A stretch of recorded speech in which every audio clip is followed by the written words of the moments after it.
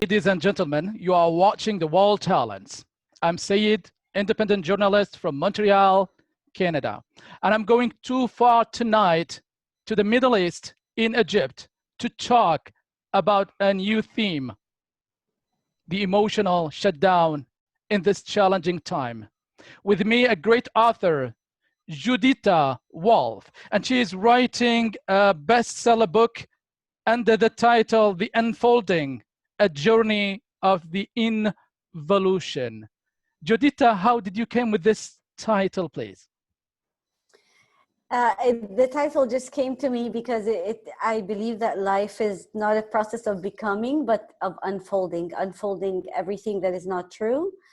And the way to do that is to go within. And that's why it's called The Unfolding, and it's a journey of involution. And what is this journey all about, please? And what is the involution itself, for those who don't know it? Sure. Well, involution is the opposite of revolution. Revolution, you understand that something is happening outside of us, but involution is pretty much the revolution inside.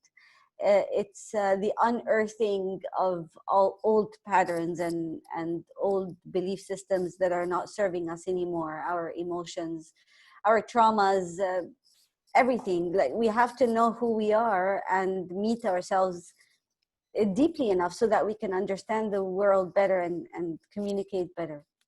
And how we can understand who we are. That's another challenging theme.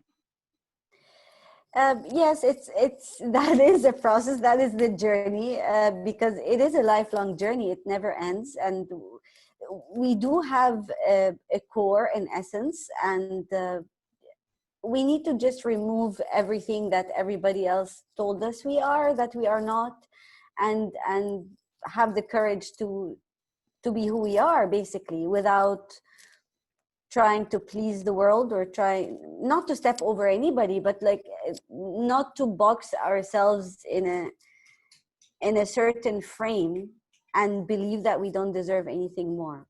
And how we can derive that courage despite all the discouragement around. You have to shut down the discouragement out there, because the courage, I love that you said courage, and it reminds me of Brené Brown when she said courage comes from the Latin word cur, which is heart, and it means just to go into your heart and follow your curiosity, follow your passion, and as long as you're not hurting anybody else, then it's the only way for you to really contribute and to be loved and to be at your best in whatever you're doing, whether it's your relationships, your friendships, your work environment, everything. It's just people don't believe that it's possible, and so they limit themselves, and that's that. But so yeah, courage is to go into your heart. But the problem is this, we're coming to this of a generalization of NLP, which is criticized by certain people, telling you, yeah, they will make it so easy. They say everything is within you, within your reach. You have to plunge in your deeper heart, and all the solutions are inside. You know how to know it, and nobody is going to tell you how to do it or how to know it. And even when you plunge inside your inner voice, your inner world, after a journey of exploration, you come out with whatever it is you think that it is your passion for the rest of your life, then you will be surprised and discouraged again that the community, the society is not accepting who you are. It's not accepting the revealed nature of your deep heart. And then you'll find yourself in new crisis of identity in eternity. I love you, because that's exactly take all of these cliches and really break it down for people, which is wrote this particular book, one that's already available, The Unfolding, a Journey of Involution. The idea is that, let's say you have to go into your heart and you have everything within you. The actual process there's a price to pay. You're gonna upset a lot of people, and the way you do it on your own, you have to confront your shadow. We all have a shadow archetype, and you have traumas. Well, even if your home at childhood was a good home and there was no major chaos going around, you still get traumatized because children are very fragile and we translate things very differently.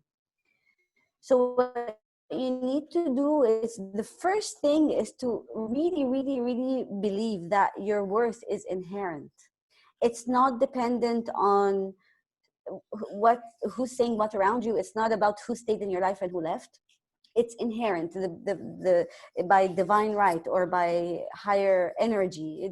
Whatever your belief system is, it doesn't matter.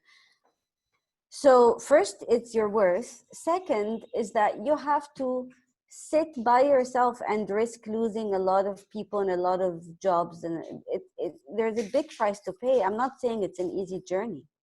So what is the price? What is the price to pay, and what is the great lesson that your book is teaching the world?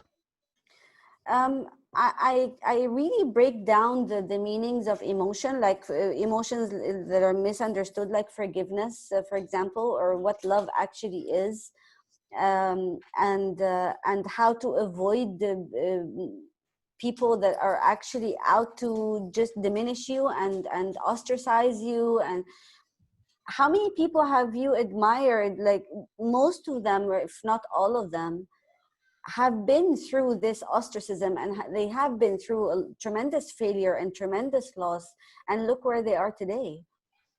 So yeah, there is a price to pay and everything, but it's not as high as the price to pay by abandoning yourself and betraying yourself.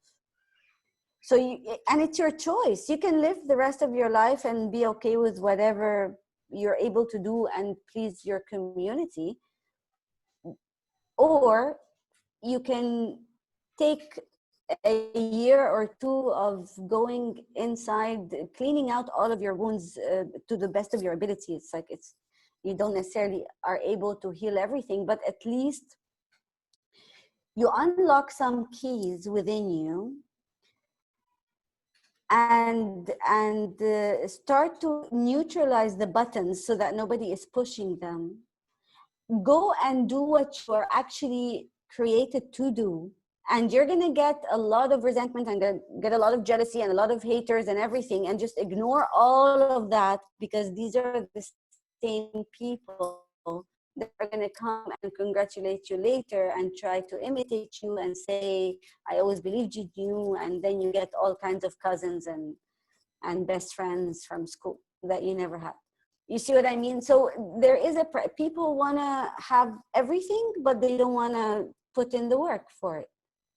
So what the You work have to put in the work. So what's the work or the homework that we have to do or to make it easier? So for all of us, yeah, it's and I learned that you say it's called a whole journey, process of healing, a process of growth, a period of cleansing, and how long it will take, and what will be the outcome of this inward involution journey, please.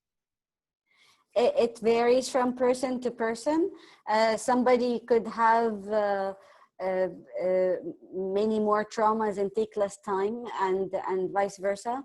So every journey is very unique to each individual. But the good news is that I really firmly believe that it's a decision. It takes a decision to say, I don't want this anymore. I deserve more than that. And now I'm willing to put in the work to do it, and then see how long it takes for you. I cannot tell you how long it takes for everybody. But what I can tell you from my own personal experience is that I have compounded trauma. I've been diagnosed with complex PTSD, which is similar to what you get in like war zones, except it's one event. The complex PTSD is more compounded and emotional, and it takes a lifetime to actually heal from. So let's play a game, all right? Like I'll explain something so that maybe it gets closer to the listeners. If you take a white piece of paper, all right, and then you draw patterns and colors on it and make them dark, like that represents your traumas. And then you can kind of make them in a cone and put water through it. And this water represents the new pattern you're trying to create. Instead of fighting the whole time with how you hate the colors and you don't like these patterns and you're not good enough in all of these scenarios, just start to create new habits and new decisions moment by moment. Like, take it slowly, one step at a time. And before you know it, that old one is going to be obsolete. It's not going to be there anymore. Is that like, am I reaching you with this example? Like, there's this famous quote that it's not about fighting the old, but creating something new that makes the old obsolete. So don't get hooked on the toxic positivity and I have to be happy and healthy all the time. And nobody's like that. We're human beings and suffering is part of it. So So what the I'm trying to side is say to minimize the suffering. is, How we can minimize this suffering, how we can help those who are failing to succeed along the journey based on your personal great experience. And I'm sorry for the whole process that you have gone through. So you are really brave when you are able to go through all of this, despite all the emotional thank shutdown. Yeah, you. yeah, I appreciate that. Yeah. Yeah, I mean, which I guess, thank you very much. Really appreciate your acknowledgement.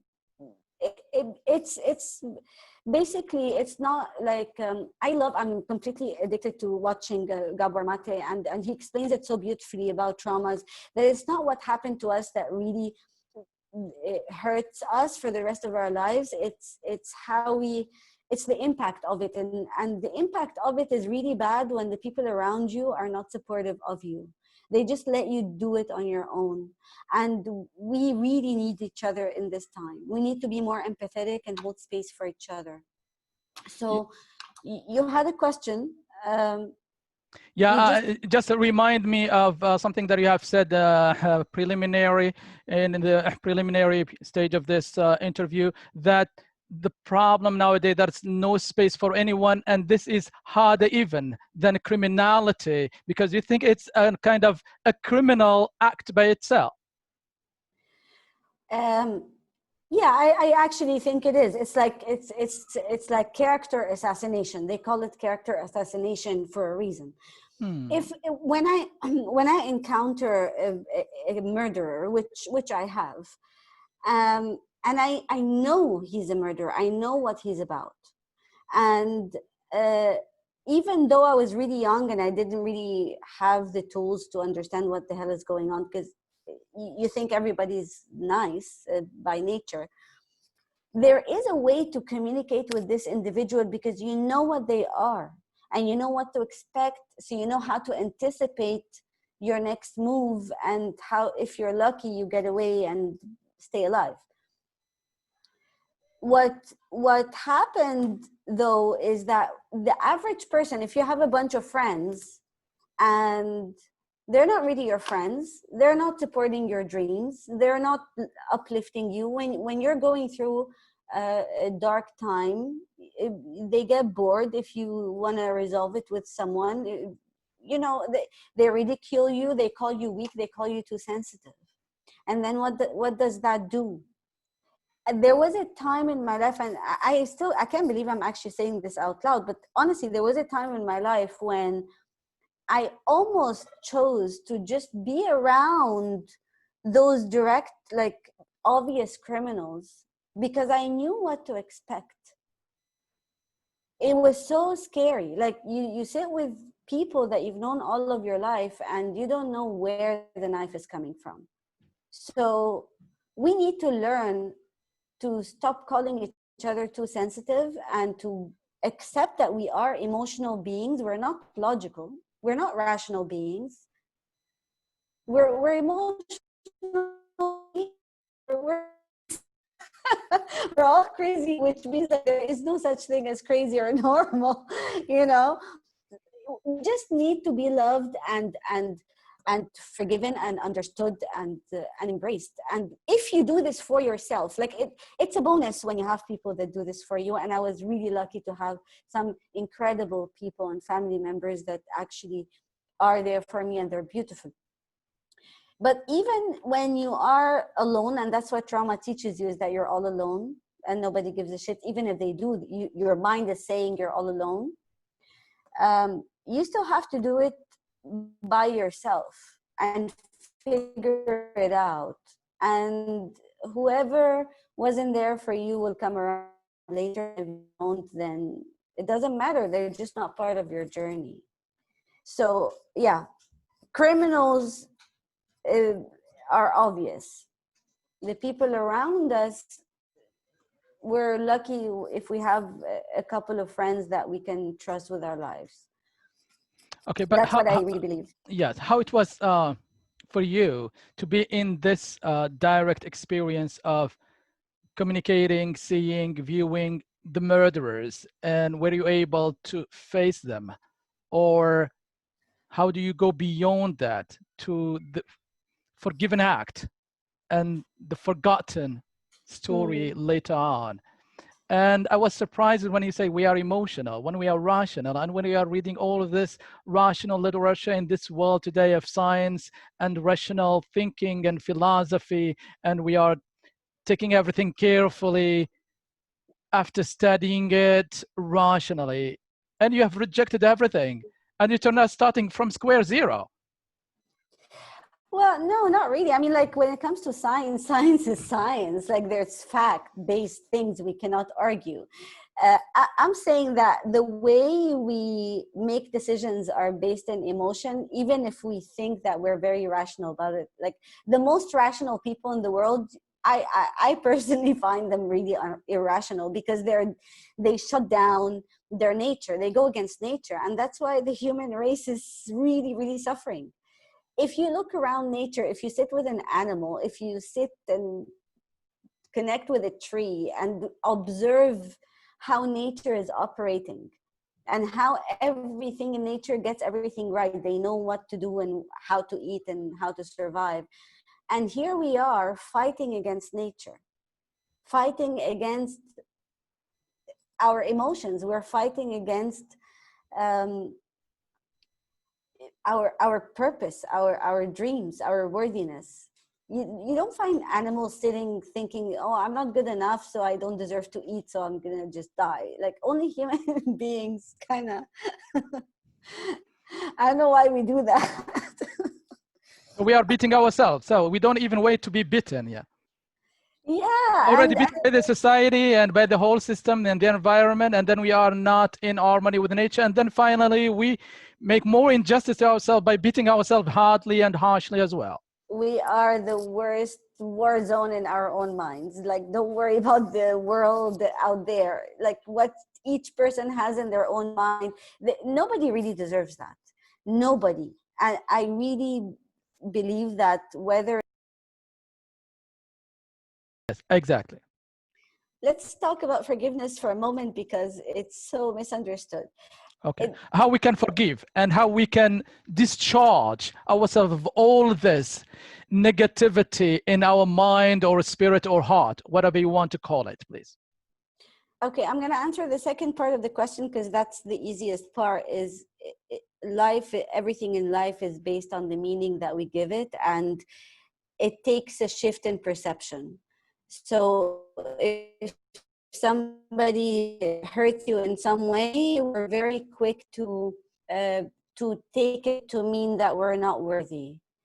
And if we just shift the perception and separate our own sense of worth and stop abandoning ourselves, then we're gonna have much better relationships, even them with ourselves. But when it comes to forgiveness, that it doesn't mean that what happened to you is okay, and it doesn't mean that you will become best friends with the person that held the gun to your head. It means that their actions do not dictate how I feel and make decisions now or in the future. So the process of forgiveness, first we have to forgive ourselves in the sense that we all make mistakes and we make stupid decisions, and we don't have to take it to mean that we are bad people. We say that we are worthy of a good life. Yeah, we made this mistake and we're not going to do it again. That's forgiveness. So you don't beat yourself up. The other thing is that you you actually become free. What I know, that's my own personal view with them. So you don't have to take it on as your own reality, but I really believe that everything that we don't forgive creates blockages in our bodies and like kind of crystal like feeling. All right. So, and those emotions that are not processed, they become illnesses. They become cancer for grief. They become MS. They become all of these things. These Really, really, physical, really. yes, This yes. is And psychologically and yes, the physical manifestation, and which is excellent proof that your mind is so powerful. If you keep it, okay, so if you hurt me, I and will never, I hold it, if I hold a grudge because you hurt me and never. I refuse to let it go, then I might develop some kind of physical illness because I'm holding on to this poison. It's poison. Hmm. So I have to release the emotion. I don't have to talk to you again. If you are someone who continues to want to hurt me, I don't have to deal with you, but I can forgive you, because which means I'm not going to allow you to continue to do it even in your absence. You see what I mean? Okay, it's great that this is a great handstand from this great lesson that if we are forgiving, we are healing ourselves even before the second part. So it is kind of very selfish, easy to do. So let's forget and forgive It's no, to heal you don't ourselves first. forget. Please don't forget. No. You might end up, in bad situation. You don't want to do If it's that. going to bring me disease, then better to forget it all. And then, Yes. This is what's really contagious. Like this right here. Like there's the pandemic that is like whatever, and then there's this pandemic, which is, oh my, like at least this one we can control. oh, If great. anybody is causing you bad emotions, or you are causing yourself toxicity, because it's not always other people, then So we are disturbing ourselves too. So that's why we yes, are always blaming the others. And that's a yes, reminder of the proverb, those who cannot dance, put the blame on the floor. It's us who are not playing the game. yes. I So, love it. I love that. We blame the floor. I like it. so we are disturbing ourselves. So how we disturb ourselves and how we will forgive ourselves then. So the self then here will be the enemy. Which we are now. Look at the world around us. Like everybody's. Oh, what a philosophy that. Yeah. Well, I mean, there's evidence. It's not even philosophy anymore. Mm. But I mean, it's the same. You forgive yourself and you make a decision, a conscious decision, to be very aware of your thoughts, Okay. because they do manifest, and your emotions. And I found that the best way, like one of the fastest way to also do that, is to not, while you're still vulnerable and working through your pain, you need to understand that you're not strong enough yet to be around toxicity and be okay.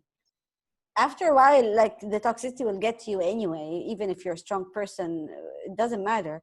But I mean, if you are around chaos all the time, it forces you to have negative talk by complaining. But if you're not around it, it's kind of protecting your space, protecting the sanctity of your friendships and your relationships and your work environment. Okay, so you are bringing a lot of good points and very interesting. For example, this complaining, the protecting space issue, and this lead me to another question: how to manage hunger and hate, rationally or irrationally? I don't know. Well, anger, I actually have a Based on the section on process anger. of how you call it, the unfolding the journey of involution, or based on your own journey, how you were able to manage your own anger at the system, at anything, at yourself, whatever it is. It's very useless to be angry at the system and the state of the world, because I think it's just a drug to numb ourselves away from our own problems. Okay. If each individual cleans up their own mess, then guess how the world is going to look like, because each one is cleaning their own area. So, but anger is really addressed in the book, which the way I put it is that there's anger and there's sacred anger. Anger is when I want to blame others and when I want to be a victim, which is a very comfortable, cozy space to be. It's like I'm a victim and they did this to me, so I'm not responsible. Responsibility is the ability to respond to life. So if I'm blaming other people, then I don't have responsibility, so that I'm not able to change my own life. Be angry and project and accuse people of things that I'm doing, which is what a lot of people are doing. The other one is sacred anger, which can be transformed into passion. The energy can be transformed. You don't go and say, I don't want to be angry. Some people go and meditate and do yoga and go to the gym, and it becomes toxic positivity. They end up suppressing their anger, and then it makes them even more sick, because they think they're all happy vibes, like good vibes only and stuff like that, which is very toxic. So sacred anger is just use some, what are you passionate about? Sit with you. First, address that you're angry. Your anger is a secondary emotion. Underneath it is disappointment, there's sadness, there's grief, there's fear. And then admit all of these emotions, and then once you say, if you say I'm very angry, and then you say, but why are you angry? And then you say, oh, because I am sad. It changes the conversation. It changes the way people relate to each other. And then you take that excess energy from your rage and go paint or take a trip or like do something while you're doing your inner work. So you're not deflecting. So is this admitting of this process, is admitting only enough for cleansing this toxic attitude, or not? Yeah, can Or I tell just a you? part of the process too? Yes. Can I tell you a quote actually from the book? I say sometimes, like, enough with all the healing. Let us embrace the perfect mess we are. Sometimes it all it takes is, I mean, of course we don't do spiritual bypassing. You don't just skip over the whole process and then say, oh, I'm just a mess, that's just how I am. That's also not very self-serving. What you want to explain to people is that go and do your inner work, but don't get addicted to your inner work. Okay, great. Because it can be an addiction. So sometimes just accept what happened and then do whatever you need to do to let it go and start over. Okay, great. Great. Thank you so much for that. Okay. So can you share some of the best memorable line of your book as healing advisors, please? Okay, let me. All right. So there's one is anything suppressed comes out in a violent way. What we communicate resolves, what we avoid intensifies. Great. This is kind of self-explanatory. Okay. And then there's the beauty of death. You want me to stop? Yes, go ahead. Say again. Just keep on reading those great lines. Yeah, a lot of wisdom there. Yeah. Thank you so much. Yes. You're welcome. The beauty of death is that everyone will get to face the truth then. We will be released then. There will be justice then. There will be forgiveness then. There will be love then. Until then. So great. That's a masterpiece, poetic, elegant writing style. How did you come with that? Are you writing that at 4 a.m, or? Yes. Actually, yeah, between 3 and 5 is the best writing. 3 to 5. Okay. That's a great. So right now, we are coming to the chapter of writing. And you said that writing is your best friend. And you have a best time for writing. And you have chosen the most difficult one between 3 to 5 in the morning when everybody is sleeping. How do you manage your creativity in this absolute silent moment of being lonely when the universe is completely silent? There's something spiritual about 3 a.m. to 5 a.m. I think that we were designed as human beings to wake up before sunrise, to meditate and to align ourselves and set intentions, and then go through the day and then sleep shortly after sundown. So there's something about, like, when they say I'm inspired, so it's because that's the time when something else talks through you. It's not necessarily, maybe I'm just the vessel that is writing for that voice that comes between 3 and 5 in the morning. I don't always commit to 3 and 5 because sometimes it depends what I'm writing, and it depends which phase in the writing I'm in. Some require different times. If it's writing like this, like the quotes I read, that's between 3 and 5 for sure. Other times, no, I would sit somewhere quietly during the day and just get to work even if I don't feel like it. That's great. I like that word, the voice of morning. And I could be the vessel. I really love that. So great, genius. Oh, you are taking me too far away. Oh, thank you so much. This is really excellent. This is so nice to hear. Wow. Yeah, great. Thank you so much. Okay, tell me about this project of writing your memories for the last 20 years.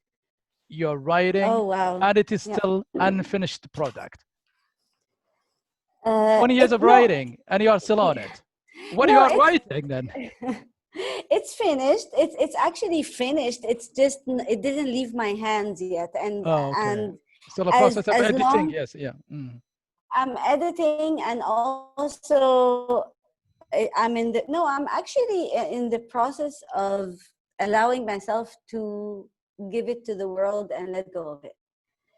It's the most vulnerable thing I've ever written. It's a very scary book for me to write because it takes me back into every experience. But what happened this year is that I stopped thinking about myself. I just started thinking, who can I serve? And every time I see some woman going through something, it breaks my heart and it makes me angry, and then I feel it's my duty to share stories and to share ideas of how to get out of it if she's still stuck in it. And even I address men as well, just the same, so but believe it or not, it's a very dark topic because of the nature of the memoir and what happened.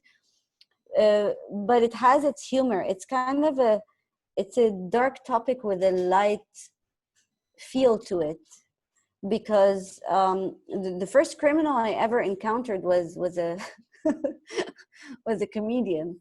Oh, comedians should never be criminals. They are there to make people happy, not to disturb them or kill them. That's all kind of contradiction. Memories of 20 years of writing and all darkness, and finding light in darkness, and then finding comedians in criminality. What a world you are in. Oh my God! Actually, you should always stay away from most comedians. I'm really staying away from everyone, even if he's not a comedian. So, right now, the good news is everybody is shut up. It's right now it's Corona time and everybody is home. So at least the only way that we can reach the world is going online. Only online contact is allowed for the moment, for everybody's safety. Yes, and stay safe. We need you for another century at least. Century? I don't know about that. Just try. That's exhausting. You think that the world will not be able to be with you for another century? Or you are not bearing with the world for another century? Which one? I mean, I will be in it, just not on Earth. I'll be like somewhere else. Well, you don't know. You never know. Some people are living 100 years, sometimes are more, sometimes less. We never know. Yeah, it's not one of my dreams to Yeah. be 100. No. Oh, so you Okay. have dreams for death as well. So, No, and you seen beauty in the death as well. Oh, right. there is beauty. Okay, you want to know something really good that would help people? Yeah, sure. I always put the deathbed just before me for one reason. If I see, okay, it puts everything into perspective. Like if I feel lazy and I'm like, oh my God, I don't feel like writing, it feels so difficult. I see myself on a deathbed and then looking in retrospect and think, that was so simple to do. Why didn't you do it? And then as soon as I put things into perspective through the deathbed, I go for life. I love to feel alive. I love there's so much fun to be had. There's so much passion to be had. It's beautiful. It's beautiful out there. It's just like, you just hope to find people that want to enjoy it with you, you know? I really don't know. I never know that beauty. I don't never think that there's anything beautiful there. I've never been there, and I've only read about Shakespeare saying that dead are travelers and they never return to share their story. I'm still waiting for them to come back. And I was surprised by this deathbed that you are using as a trick and a solution when everybody is afraid of death. They say, it's coming anyway. Why should I expect it? Why should I anticipate it? Why put it even next to me in my space before Because sleeping? You want to no, have a nightmare of death too? no, it's not, because it's how you see death.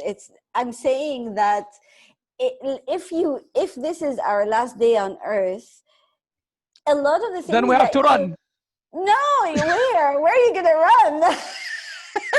escape, To where? to delay a little bit, or to maybe enjoy still a few minutes. So I don't even know, whatever. It's a Yeah, part but of this. are you okay? Are you enjoying life right now? Yeah, why not? Yeah, sure. Okay, good. So then there you go. But a lot of people are afraid of death when they're not actually alive. They're not enjoying the beauties about life and about the things they can achieve. All I'm saying about the deathbed, so I'm not misunderstood, is that if I know it could be my last moment, my decisions will be very different than if I think it's not gonna happen anytime soon. I'm not gonna procrastinate. I'm not gonna be mean to my loved ones. I'm gonna do my best to remedy any arguments. My decisions will be very different. Okay, so you are using it as a motivating Yes. tool. Okay, so what are some of the best working tool that was working for you during this journey of growth and what you call the process of healing? So what you are proposing as a bullet solution For work, for everyone, for everyone to learn from your great experience. Yes. okay. Especially the big theme of that we're talking about all in this journey, the shutdown journey, emotional shutdown, how people can get out of their selfishness to help others, to appreciate others, to get beyond all of this trouble and the drama that they are in, and the conflict between being angelic or being from tragic to angelic, or from angelic to tragic, and how we go beyond all of this to be real servant of ourselves, our families, and our community too, and be a um, better person. How to get going, get ahead, how to get ahead, how to be better despite everything around, which is not that beautiful as might be or might we think of. yeah, well, my first point would be to slow down. Mm-hmm. Slow down in your thoughts, in your actions, in your emotions. Just slow down. Ask yourself what is really true and what isn't, because the inner dialogue a lot of the times is just most of it is not true. It's just mind tricks. Um, Fear is can be fuel to. I mean, we do have evidence that if we sit in fear or anxiety, uh, not only are we anticipating a very bad event that probably won't happen because most of the times that's how our minds operate, we're also bringing it to this present moment. And when we think about the past, especially when it comes to traumatic events or heartbreak and stuff like that, we cannot deny somebody's reality or somebody's stories and pain. But what we can do is to really put your energy into something that brings you joy, even if it's something small or something that takes your mind off it for just a little while. And if you make it a habit every day to write your gratitude list, it's really, really important, because it trains your mind to look for more things to be grateful for. And shut down the news. You can know what's going on, but you don't have to sit glued to the TV because everything is energy and there's not much you can do about it anyway. So just ignore it for a while. Get rid of anyone, seriously, who is not good for you, whether it's a partner, a friend, a family. If somebody's abusing you, just get the hell out. And it's not easy at all. I mean, just don't just get out. I mean, you have to have your finances in order, your life in order. Get your basic needs met and your environment under control, and then start to see what you want to pursue. Don't get discouraged. Just keep on going. There's so many resources online for free. A lot of people are willing to help. I'm always willing to help with free information. There's incredible people we wouldn't dream of meeting are online and offering their guidance. So go look for that. Go see what you want to do, and then find the right people to learn from and apply it. And this is, I think, is the easiest way to be lonely, really, to be lonely. If you do all of this, you will be really alone. You need to be alone for a while to get your life in order. Oh, okay. So that's a part of the process of growing process. Yeah, you don't want interfering energy. You can communicate. Don't ignore your friends and family. Obviously, don't ignore anybody. But that time dedicated to your own well-being is sacred. Like, even if it's a few hours a day to yourself. Okay. Finally, let me come to this chapter of writing. What are some of the best techniques and tips of writing that can make you a better writer? I'm touching your perspective as a best seller here. What you want to share with young writers or editors who are thinking or dreaming of plunging in this world of writing and enjoying those moments of liberation and those healing moments in the process of writing? Discipline is really important. I don't waste your time, and writers tend to do that a lot. Don't get lost in the research forever, and set a specific time. Every project you will have to create a habit all over again, because if you have your first book, first thing is be honest. Be honest in your emotions. I'm not just talking about nonfiction, I'm talking about fiction as well. Be honest, give each character their own voice. Don't let them all sound the same. Really deeply understand the process of each your characters. The most important point, I think, is to set an intention for your book, and everything that aligns with this intention, it goes in, and anything that doesn't, it doesn't make it into the book. You can put it aside for other work later, but really set your intention very clearly and your message, what you want to, why are you writing this? Once you know why you're writing it, you start to outline. And really do your best not to be afraid to be honest and outrageous in your writing. We need that. We need you to write. We need voices. We need your own authentic point of view, because nobody can recreate it. Nobody can do it on your behalf. Your experience is really, really unique, and I would love to read it. So That's a great. Yeah.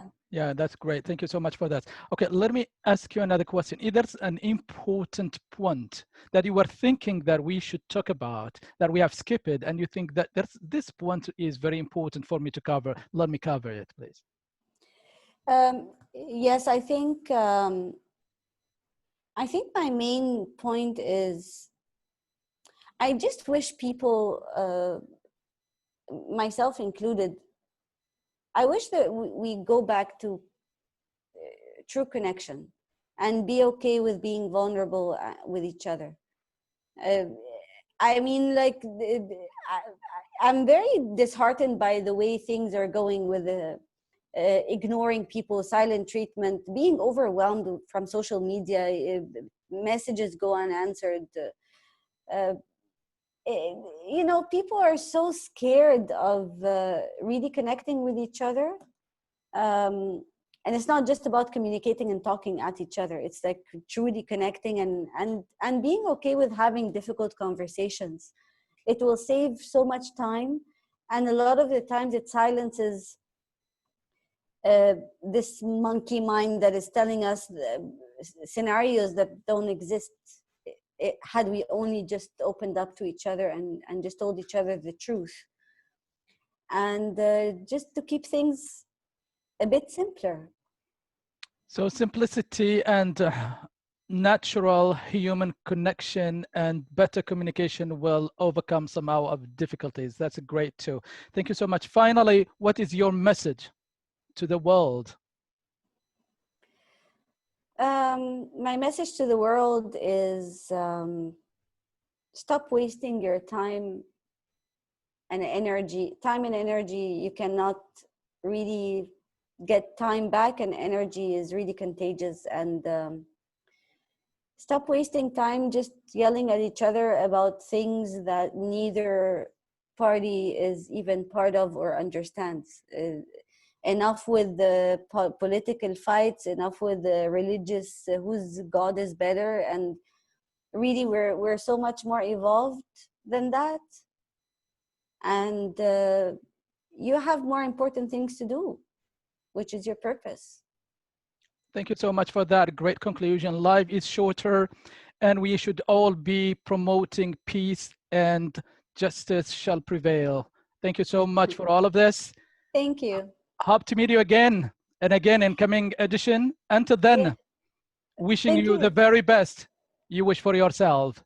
Judah Wolf from Egypt. Thank you, Saeed. All the thank, best. thank you.